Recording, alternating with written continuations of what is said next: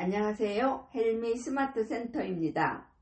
10분의 코치님들이 쓴 그렇게 서툰 말들이 모여 삶이 되었다. 2장 6번째 글 이옥순 코치님이 글입니다. 강한 사람은 제대로 듣는다. 오랫동안 경청을 잘한다고 믿었다. 하지만 경청을 배우면서 깨달았다. 듣기와 경청은 전혀 다르다는 것을. 경청을 알아갈수록 경청을 통한 의미 있는 소통을 하고 싶었다. 어제의 나보다 오늘 조금이지만 변화된 삶을 사는 멋지고 강한 사람이 되고 싶었다. 나는 경청이 어렵다. 어릴 때 살아남기 위해 남이 하는 말은 한 귀로 듣고 한 귀로 흘러버렸다. 머리로 다른 생각을 하는 버릇이 생겼다. 욕설과 간섭을 들을 때는 어른이 되어 잘 사는 모습을 상상했다. 힘든 일상을 잊고 살아가게 하는 큰 힘이 되었다. 그러나 경청을 시작하면서 어려움에 직면하게 되었다. 집중하려 해도 10초도 안 돼 다른 생각에 경청을 놓치는 자신을 발견하고 소스러치게 놀란 적이 한두 번이 아니다. 코칭 자격시험인 KAC 시험을 준비하면서 50시간의 코칭 실습이 필요했다. 누구와 실습할지 고민했다. 고모가 떠올랐다. 고모는 오랫동안 부산에 사시다가 고성으로 옮겨와 혼자 사신다.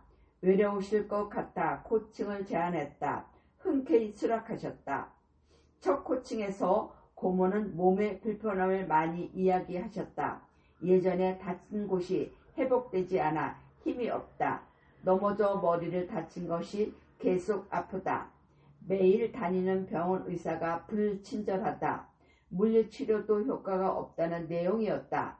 즐거웠던 기억을 물었다. 하루하루 살아가는 것 자체가 힘들다고 하셨다. 고생, 아픔, 배우지 못한 아쉬움, 오래 살아서 무엇을 하겠냐는 한탄까지 계속하셨다. 코칭을 배우는 코치들과의 실습 때랑 너무 다른 대화에 당황했다. 하지만 집중해야 한다고 마음을 다잡으며 경청했다. 놀라운 사실을 깨달았다. 낯설지 않았다. 고모 모습이 아니라 40년 후의 내 모습 같았다. 경청을 배우고 실제 코칭을 하면서 내가 평소 같은 말을 반복하며 주변 사람들을 힘들게 했다는 것을 알아차렸다. 변해야 했다. 지금 당장 할 수 있는 작은 변화가 뭘까 하고 싶은 말을 글로 쓰기 시작했다. 글은 술술 써졌다. 예전에는 말하며 생각을 정리했는데 글을 쓰며 정리하니 더 명확하게 좋았다. 과거가 정리되기 시작했다. 코칭 자격시험 KAC 실습 50시간 동안 성장하는 나를 보면서 특히 경청을 생활하면 좋겠다는 생각이 들었다. 경청을 잘하기 위해 이 방법 저 방법 찾다 보니 한 단계 높은 자격인 KPC에 응시해야겠다고 생각했다. 매주 일요일 저녁 8시에 송수영 대표가 진행하는 코칭을 사랑하는 모임 일명 코사모에 참여하고 있다.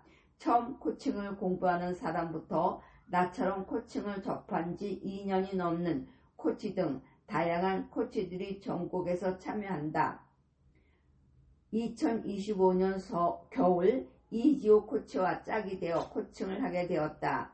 번역 일도 엄마 역할도 완벽하지 못해 늘 죄책감을 느끼고 있다고 했다. 번역 일을 하는 다른 동기들은 졸업 후 회사에 들어가 트레이닝을 받았지만 이지호 코치는 교수의 추천으로 바로 번역을 시작했다고 한다. 원고 제출 후 한 번도 문제를 지적받지 않았고 번역료로도 제때 받았다고 했다. 스스로 실력이 부족하다고 걱정했다. 경청을 해보니 이지호 코치의 장점들이 보물창고에 문을 연 것처럼 쏟아졌다.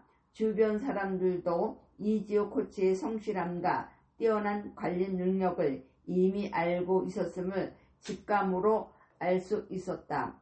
정작 본인만 부족하다고 느끼는 듯 했다. 이지호 코치에게 왜 교수가 추천해 줬겠냐? 자신을 들여다 봐야지. 장점들이 얼마나 많으냐. 항상 최선을 다하는 모습에 교수들이 추천하고 출판사에서도 번역료를 제때 준 거 아니겠냐고 열심히 설명하고 있었다. 아, 내가 뭐 하는 거지? 경청하고 질문을 해야 하는데 설득하고 있는 나를 보았다. 깜짝 놀랐다. 침묵했다. 이지호 코치가 스스로 깨닫도록 질문을 했다면 아무 말도 하지 않고 경청하면서 복사기 합법을 몇 번 해줬더라면 좋았을 텐데 아차 싶었다. 잠시 순간을 놓치면 이렇게 평소 설득하는 버릇이 나와서 경청은 산으로 가버렸다. 내가 태어난 경남 고성에는 봄부터 여름까지 어디서나 망초를 볼 수 있다.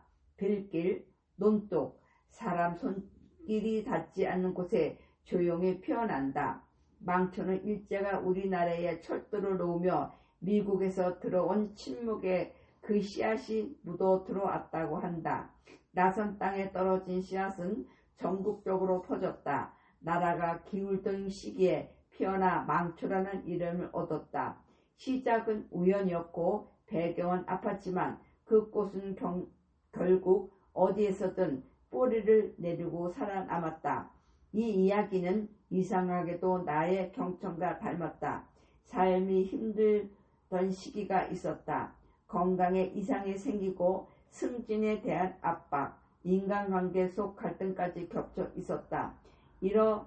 여러 문제가 한꺼번에 밀려오자 버티는 것 외에는 아무것도 할 수 없었다. 바로 그때 의도하지 않았던 방식으로 코칭을 만나게 되었다. 돌아보면 그것은 망초의 씨앗이 침묵에 묻어 들어온 것과 비슷한 우연이었다. 준비되어 있던 만남이 아니라 상황에 떠밀리듯 스며든 계기였다. 코칭을 통해 경청을 배우기 시작했지만 처음부터 잘할 수는 없었다. 오히려 더 혼란스러웠다. 상대의 얘기를 듣고 있으면서도 머릿속에는 끊임없이 내 기준과 판단이 끼어들었다. 나라면 저렇게 하지 않았을 텐데, 이렇게 해결해야 하는데, 이렇게 상대의 이야기를 듣는 대신 생각을 확인하고 있었다. 그래서 경청은 자연스러운 능력이 아니라 의식적으로 붙잡아야 하는 훈련이 되었다. 자주 실패했고 그때마다 다시 시도했다. 판단을 미루고 해석을 줄이고 고객의 목소리와 감정을 경청하는 연습을 반복했다. 그 과정은 더디고 불편했지만 시간을 지나면서 조금씩 변화가 생겼다. 어느 순간부터는 말의 내용뿐 아니라 그 안에 담긴 감정이 느껴지기 시작했다. 말 사이에 망설임과 침묵까지 들렸다. 듣는다는 것이 정보를 이해하는 것이 아니라 사람을 만나는 일이라는 것을 비로소 알게 되었다.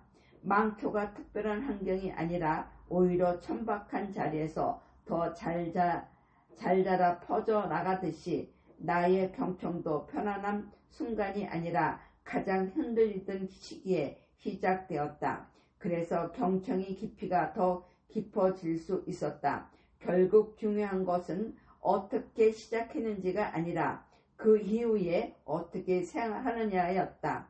여전히 완전한 경청의 경지에 이르지 못했다. 하지만 분명한 것은 예전처럼 쉽게 판단하지 않고 조금 더 들을 수 있게 되었다는 사실이다.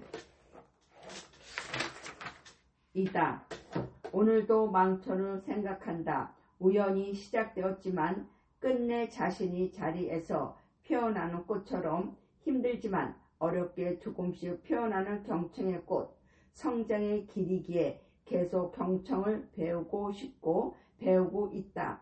함부로 판단한 우를 범하기 위해 경청의 여정을 이어가면 언젠가는 더 깊이 있고 풍요로운 삶을 만날 거라 기대한다. 진짜 힘있는 사람은 남의 이야기를 끝까지 들어줄 줄 아는 사람이라고 생각한다. 진짜 힘있는 사람이 되고 싶다.